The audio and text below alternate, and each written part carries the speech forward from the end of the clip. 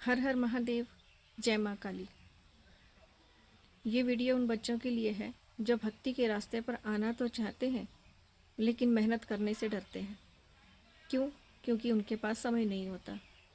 उनकी दिनचर्या कुछ ऐसी इस तरह से उन्होंने बना रखी होती है कि वो अपने लिए समय ही नहीं निकाल पाते। तो कहते हैं कि शॉर्ट में बताइए कि हम उतना जल्दी जल्दी उसको कर लें, बस हो गया। और फिर कहें कि हमारे पास तो हमें देवी देवताओं के तो दर्शन नहीं हो रहे। देवी देवताओं के दर्शन करना इतना सुलभ नहीं है। सालों साल हो जाते हैं उनकी तप में, जप में बैठे हुए। उनको भी इतना जल्दी सुलभ नहीं होता। और आप दो माला कर कर कहें कि भगवान आपके सामने साक्षात खड़ा हो जाए, नहीं। पहले अपनी दिनचर्या को अच्छे से बनाएं।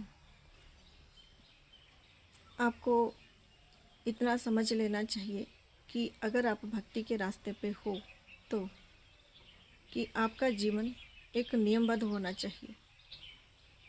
सुबह का जल्दी उठना, स्नान करना, पहले भगवान के दर्शन करना, उनका भोग प्रसाद, उनके नित्य नियम की पूजा, ये सब होना चाहिए। हाँ, आपके पास सुबह समय नहीं है क्या? आजकल बच्चे बहुत से हैं जो नौकरी करते हैं, बाहर जा रहे हैं, बिजनेस कर रहे हैं, उनके पास सुबह सुबह समय नहीं होता। तब भी अपनी एक रूटीन बनाएं कि सुबह जल्दी उठें। कम से कम 1 मिनट, 2 मिनट, 5 मिनट तो भगवान का ध्यान कर सकते हैं और करना भी चाहिए। जो भक्ति के रास्ते पे चलना चाहता है उसके लिए तो यह नियम बहुत ही ज़रूरी होता है। ये नियम नहीं है, ये अपने आप में प्रकृति के अनुरूप चलना है। जैसे पक्षियों को कोई सिखाता नहीं है कि सुबह कितने बजे उठना, वो अलार्म नहीं लगाते। वो जैसे ही सूरज ढलने वाला होता है अपने अपने घोंसलों में आ जाते हैं। और जैसे ही सूरज की पहली किरण निकलने से पहले ही वो चहचहाने लग जाते हैं। उन्हें कोई नहीं सिखाता, वो प्रकृति के अनुरूप चलते हैं। इसी तरह से मनुष्य के साथ भी यही नियम लागू होता है। मनुष्य के साथ सिर्फ एक परिस्थिति ऐसी होती है कि वो बाहर के कार्यभार को संभालते संभालते उनके पास समय नहीं होता। तो उस समय को वो इस तरह से व्यवस्थित करें कि उनका पूजन का समय और बाहर का समय, उसमें कोई भी बिगड़ ना आए। ये खुद को करना पड़ेगा।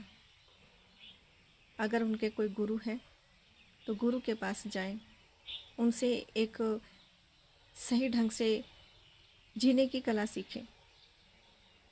क्योंकि गुरु तो सब जानते हैं कि कैसे भक्ति के रास्ते पे चला जाता है, कौन कौन से नियमों का पालन करना पड़ता है। भक्ति का रास्ता बेटा जी इतना सरल नहीं है। बहुत कुछ त्याग करना पड़ता है, खासकर आजकल के बच्चों के लिए। अभी तो आप जॉब में जा रहे होंगे तो सुबह आपको मालूम है कि इतने बजे निकलना ही निकलना है, तो आप समय से उठोगे। और जिस दिन छुट्टी होगी उस दिन 10-11 बजे से पहले नहीं उठोगे। तो ये कोई नियम नहीं हुआ। लेकिन जब भक्ति के रास्ते पे चलना है तो एक नियम से चलना पड़ेगा। आप उनको मत देखिए, उन साधु संतों को मत देखिए कि वो तो सारा दिन चल रहे हैं, फिर रहे हैं, भ्रमण कर रहे हैं, इधर जा रहे हैं, उधर जा रहे हैं। उनको कब समय होता है कि वो माला जप करते हैं? अरे बेटा जी, उन्होंने सारी उम्र जप करते ही बिताई है। अब वो इस परिस्थिति में पहुंच गए हैं कि वो अंतर मन से जप करते हैं। बाह्य कुछ भी नहीं चलता उनका। वो इतने आगे निकल चुके हैं, पर अभी तो अपने रास्ता खोजा भी नहीं है। चलना तो बहुत दूर की बात है। वहाँ तक पहुँचने के लिए परिश्रम करना पड़ेगा, कठिन परिश्रम। भक्ति का रास्ता इतना आसान नहीं। बहुत से विघ्न आते हैं। सबसे पहले तो अपने घर से, अपनों से ही आते हैं। उसके बाद समाज आ जाता है। समाज के बाद फिर हमारी अपनी ही परिस्थिति कुछ ऐसी हो जाती है मानसिक कि हम उसमें उलझना शुरू हो जाते हैं। तो गुरु के बिना कोई नैया पार नहीं लगा सकता, क्योंकि उन्होंने वो सब झेला होता है, उन्हें बाहर निकलने का रास्ता भी पता होता है, तो वही आपका मार्गदर्शन करते हैं फिर। और जो बिना गुरु के चलता है वो भटकता रहता है, कभी इस छोर पे कभी उस छोर पे, कभी किसी को सुनेगा कभी किसी को सुनेगा, और अंततः क्या होगा, उसका दिमाग का संतुलन ऐसा बन जाएगा कि उसको समझ नहीं आएगा कि भक्ति को करें या छोड़ दें।